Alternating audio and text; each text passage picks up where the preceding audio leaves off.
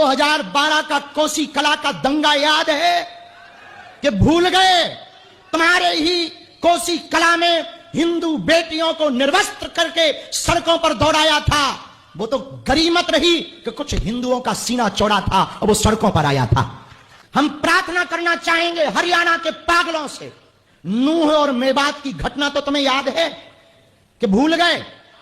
बेटी नातनी पोता दूसरे मजहब के मजहबी ना बने, एकमात्र उपाय है भारत को हिंदू राष्ट्र बनाओ, वरना बहुत दिन दूर नहीं जब तुम्हारे बच्चे शुक्रवार को कहीं और जाते नजर आएंगे। बहुत दिन दूर नहीं जब रविवार को तुम्हारे बच्चे हलीउल्लाह वालों के पास जाएंगे।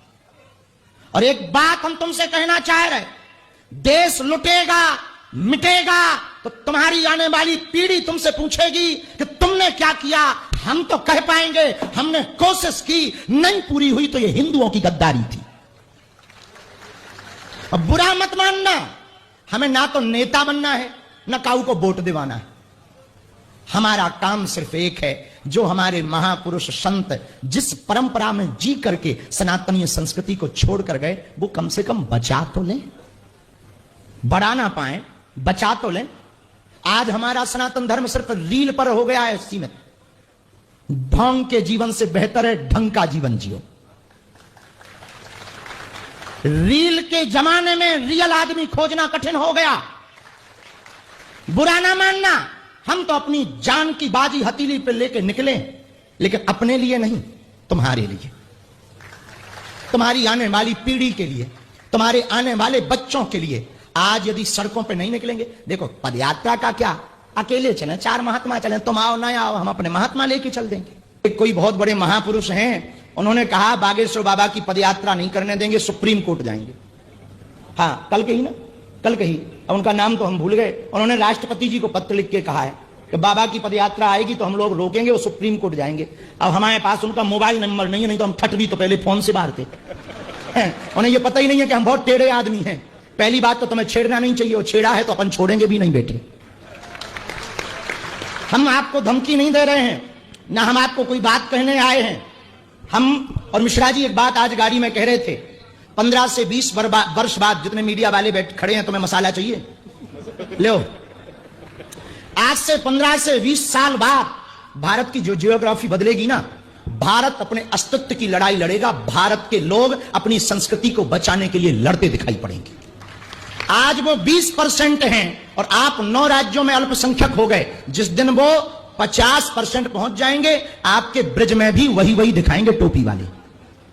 हमने ये नहीं कहा कौन सी टोपी वाले कि तुम कल के दिन हम पे FIR करवाओ। टोपी वाले कहा, हम भी टोपी लगाते हैं। हो सकता हम अपने लिए कह रहे हो। सुनो, बुरा ना मानना, भारत को बचाना है, अपनी संस्कृति को बचाना है, सनातन को बचाना है, तो जातिवाद से ऊपर उठ करके, भेदभाव से ऊपर उठ करके हमको तनातनी नहीं सनातनी बनना पड़ेगा। क्या बनना पड़ेगा? अरे जोर से तो बोलो, सनातनी। और सनातनी सोफा पे बैठ के ना बन पाओगे। हम भी चील गाड़ी पे बैठ के धर्म ना बचा पाएंगे। रोडों पर, सड़कों पर, गांव गांव, गली गली में जाना पड़ेगा। हम इसलिए नहीं आए कि तुम हमारी पदयात्रा में आना, हम इसलिए आए हैं कि तुम अपने बेटा बेटी, नाती पोता नातनी, इनके लिए अपनी संस्कृति को बचाकर देकर जाना चाहते हो। पदयात्रा तो होनी होनी जैसी है, और इस भरोसे भी नहीं होनी है कि तुम आओगे। तुम्हारा जमीर जगे तो आना, ना जगे तो हम तो चलेंगे।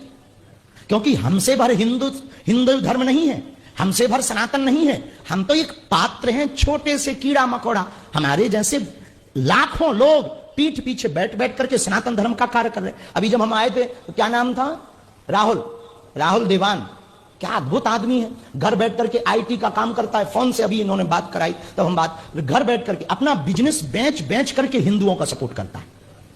और कुछ लोग ऐसे हैं कि हिंदुओं से पैसा लेके बिजनेस करते हैं, और कुछ लोग ऐसे हैं कि अपना धंधा बेचकर हिंदुओं का सपोर्ट करते हैं। हम सिर्फ यही कहना चाहते हैं, आप और हम किसी से लड़े नहीं, लेकिन कोई लड़ रहा हो तो साथ खड़े तो हो। पूज्य पंडित माचोगे, सब धरा रह जाएगा। उस समय को ना कानून पकड़ सकता, उस समय को ना कुछ कानून कर सकता। क्या करेगा? 10 लाख लोगों पर थोड़ी गोली चलाओ। क्या करोगे? 10 लाख लोगों का जवाब 20 लाख हिंदुओं से दे सकते। यही मात्र उपाय है कि हम सड़कों पर उतरकर अपनी संस्कृति को बचाने का प्रण लें। यह पदयात्रा 7 नवंबर से 16 नवंबर तक की पदयात्रा वृंदावन तक है, दिल्ली से वृंदावन तक की, यमुना से यमुना तक की पदयात्रा है।